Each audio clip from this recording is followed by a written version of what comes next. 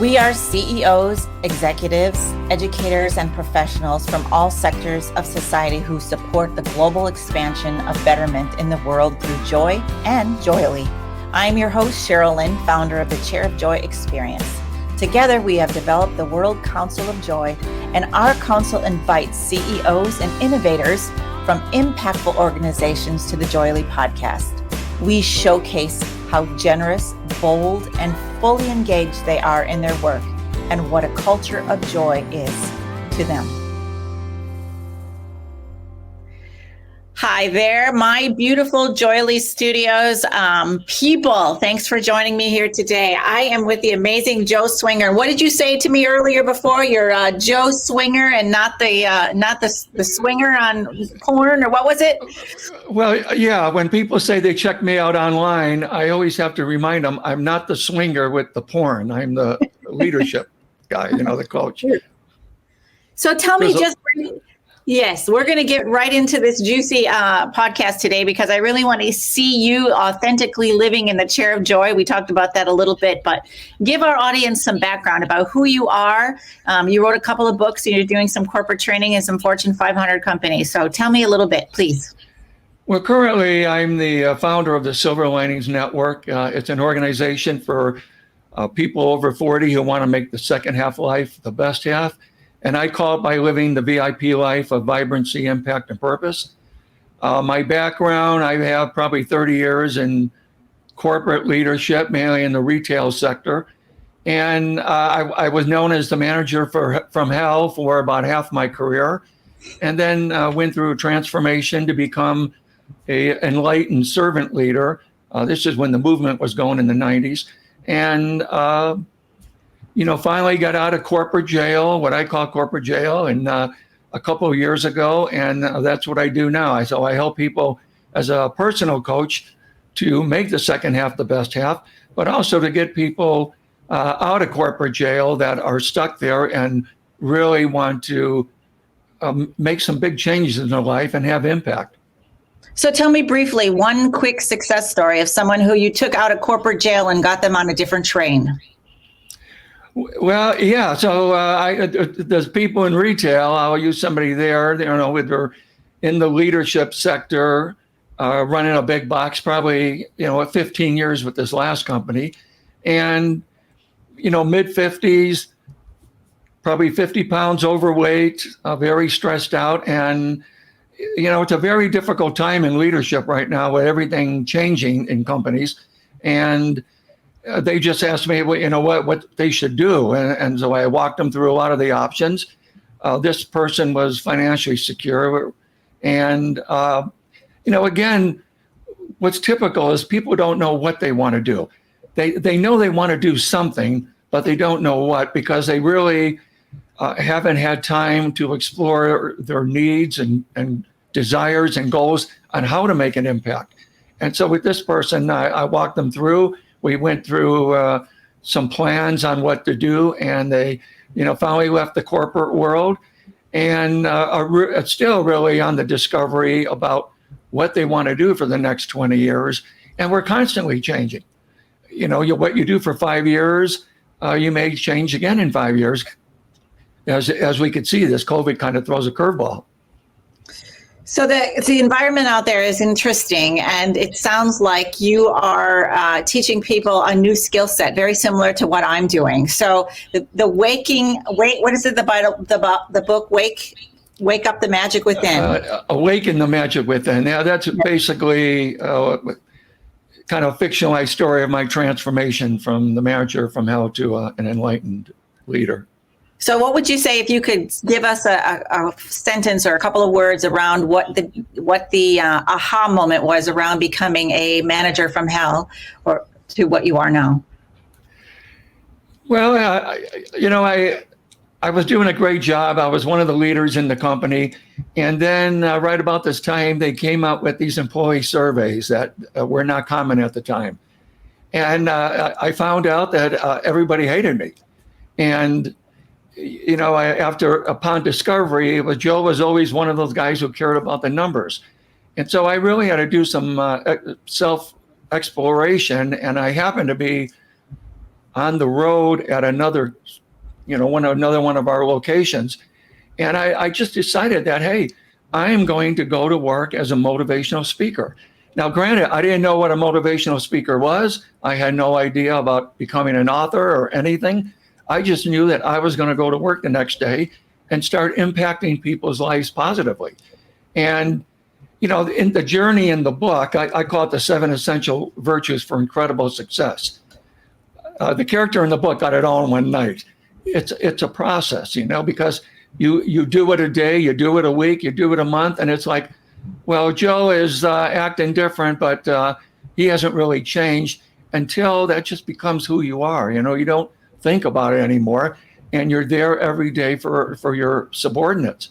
And so that's what I train leaders on how to do. How do you get away from the pressures of the job and the leadership and getting the numbers, right? You got to get the numbers, because many people either go for the numbers or they're too easy on the people and they don't hold them accountable. They're afraid of conflict, and you have to balance between the two.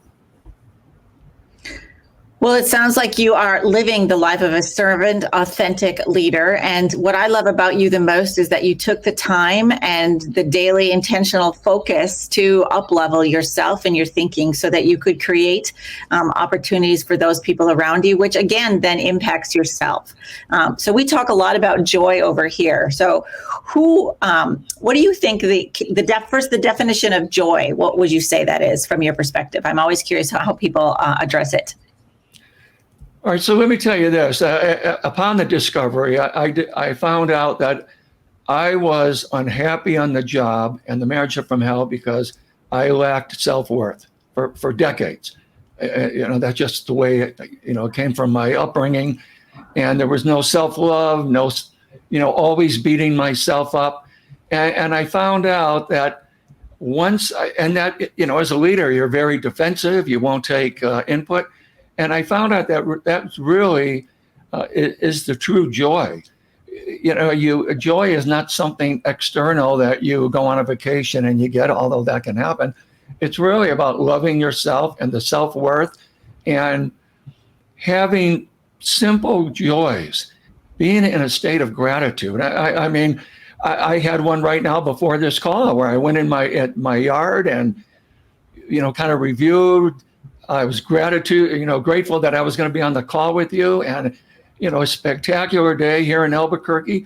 And I live next to elementary school and a middle school, and just hearing the children laugh, I just felt so blessed that after all the stuff that we've been through with no kids at school, and really, it was powerful. And simple things like that, I live daily in my life. Well, thank you for basically describing the Chair of Joy process that I'm going to take you through. So I love who you are as a human being and how you're showing up in the world. And I appreciate all the work it took for you to get here. I know it's not easy.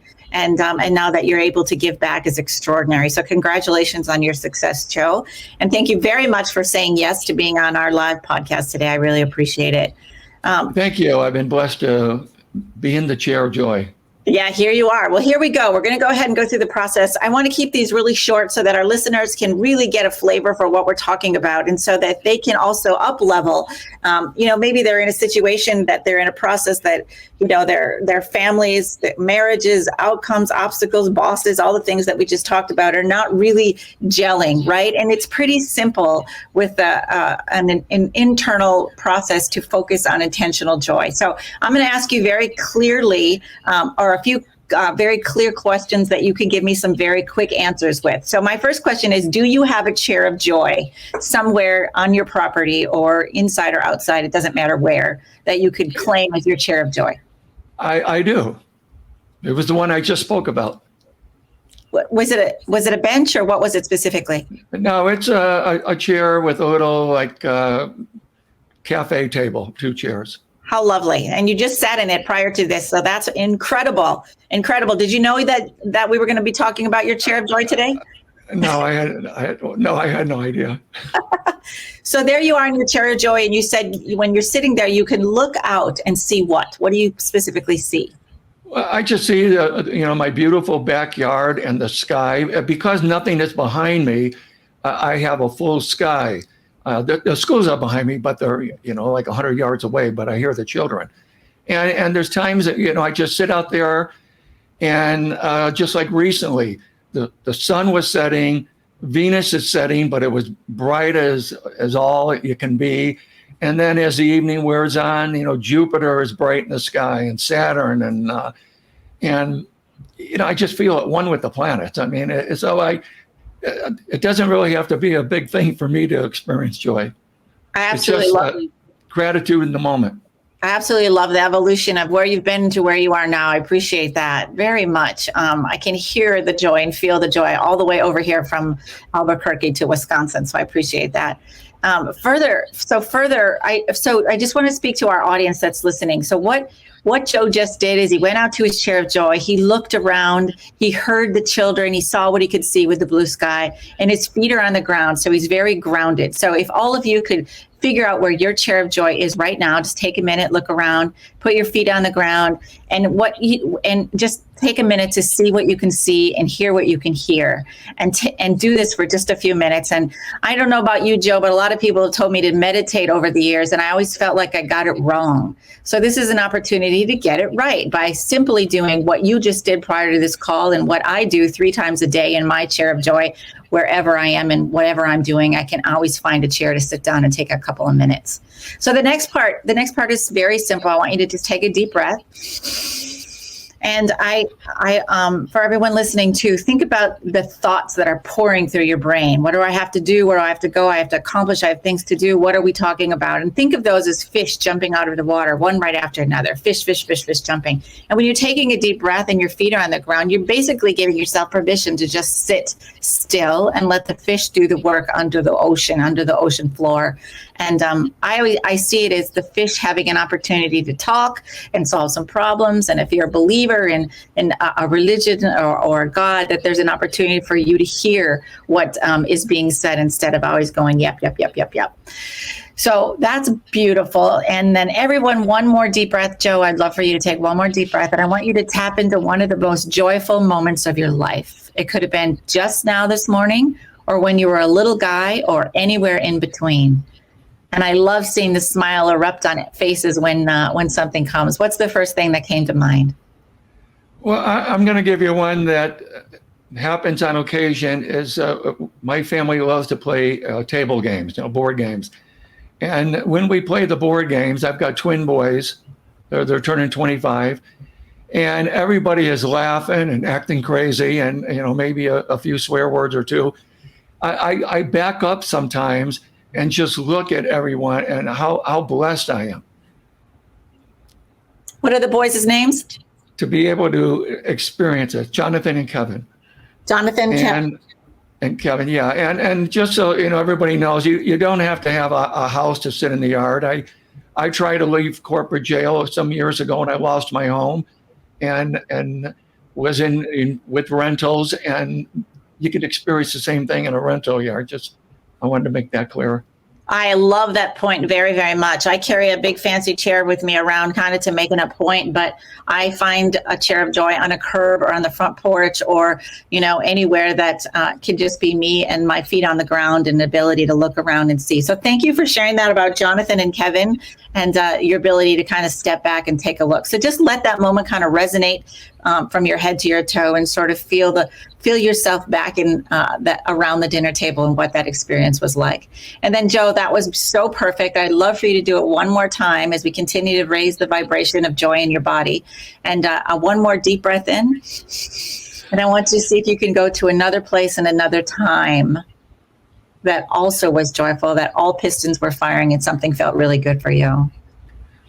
I will. It's when I signed my first book contract.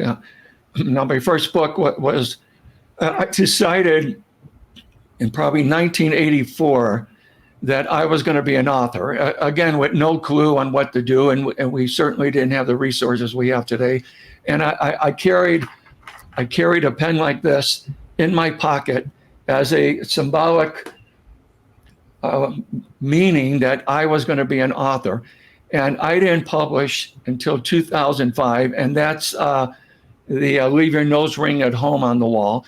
And again, being published in those days was kind of a big deal. It's not like today where everybody can just knock out a book on a weekend and get it published. And it was a 21-year journey to be published. Somebody that battled low self-esteem, and you mentioned the to-do voices. The to-do voices are there, but it's the negative self-talk that you're not good enough, or you're an imposter, or like doing these Facebook Lives. Who are you? So that was a state of true joy. And then my goal quickly was to get to the Book Expo in New York. And I later realized that, and I was there signing books with all these professional authors. It was, just a great moment in my life. I would say you awaken the magic within, without a doubt. So that's beautiful, beautiful. Thank you for sharing those two amazing memories. So again, just letting the memory of your sons kind of resonate in the whole book publishing process, but specifically that day when you got the contract and you signed on the dotted line. What a miraculous day that was. So again, let those memories kind of resonate from your head to your toe. And if you could give me one word, Joe, that describes the two memories, what would it be? I would say gratitude, what I've already expressed. And if you could put gratitude in a box or some kind of container, what would that be? It's I think it's a gift that we give ourselves. It's accessible to all of us. You don't have to be rich. You could be rich or poor and successful or single or married or whatever. It's something that it's a gift we can give ourselves that's available anytime at multiple times of the day. So you're basically saying your container is you, the body, yourself. Yes, and I mean, most people know, write out your gratitude list. You could do your 10 things or whatever, and that's a great thing to do. But the key is to recognize the moment, and it's more than being present. It's realizing that, hey, this is special, and I am blessed to be here at this. Thank you for that teaching moment. I'm sorry, I get a little emotional thinking about it. Oh my God, it's very important. And thank you for that teaching moment. I think it's important that we all hear exactly what Joe says, that it is not about the things. It's about the things that it's about what's important in life and what moves us forward. So, all right. So you're the body, and you and me are going to go. So just to reflect, and for everybody, what we did there was we made Joe's intangible joy, the gratitude, right, tangible by putting it in a container. And for Joe, he picked himself. Some people pick a vase or a ship in a bottle, or their heart or something like that. But anyway, you and me are going on a trip, and I love for everybody to go on this trip with us. And we're going down the ramp in Bali. Let's just go to Bali for fun. And there's a whole bunch of executives, or executive of households, all different kinds of folks hanging out at the bottom of the ramp. And they don't understand from you, Joe, what this heart-centered joy is about. It's what's in your body. What if they're confused and they want to learn more? What would you say to them about that?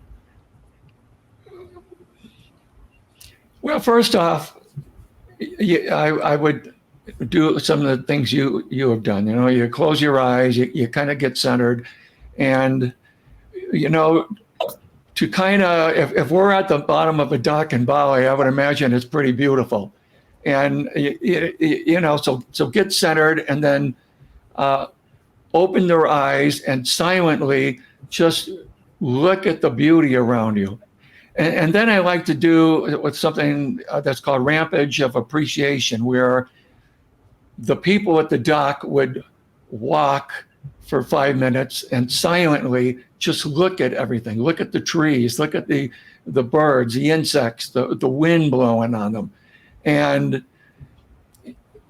like you said, get rid of all the noise, the have-tos, and that kind of thing, because if that's the beginning of like a workshop or something, it's important for people to get in touch with those things. And then maybe with a little dialogue that it is within them, and they could go to that place. And a lot of times, like you did, pick a place that is meaning to you, and then you can go to that place whenever you want. That's the beauty of it.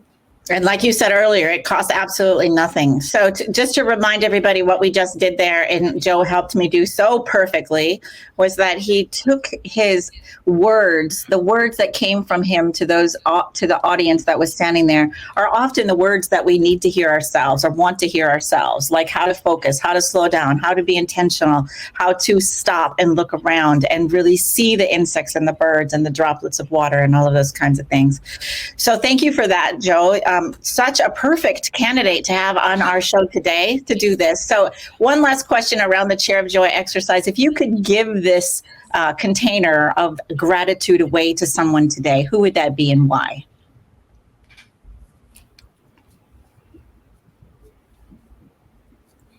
Well, I have a friend that's going through some difficulty, and it's been a tough year,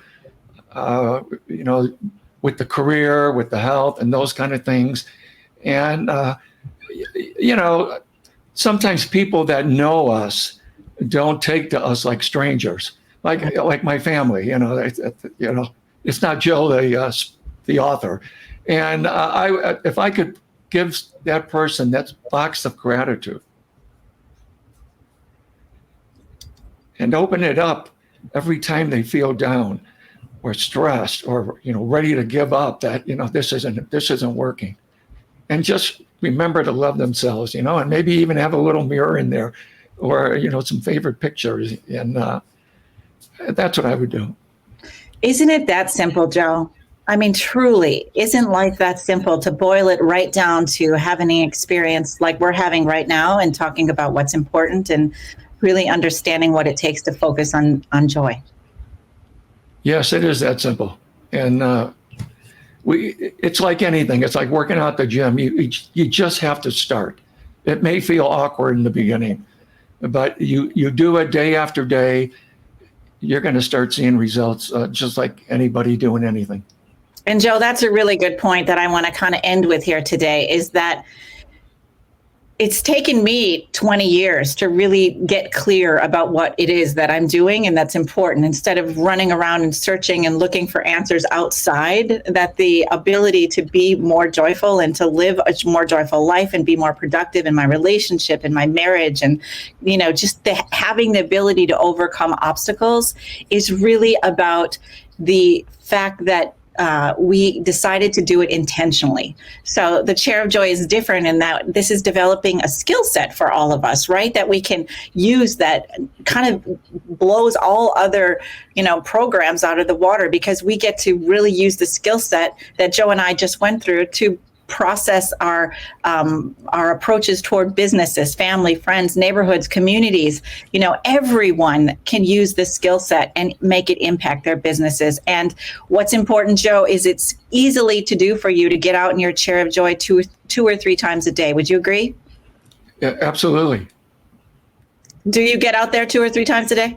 I absolutely do. I mean, that is the beauty of being out of corporate jail, is that I control my schedule, and I do go out there several times. I do interviews, Facebook Lives and that, and I always go out beforehand to kind of get centered and appreciate.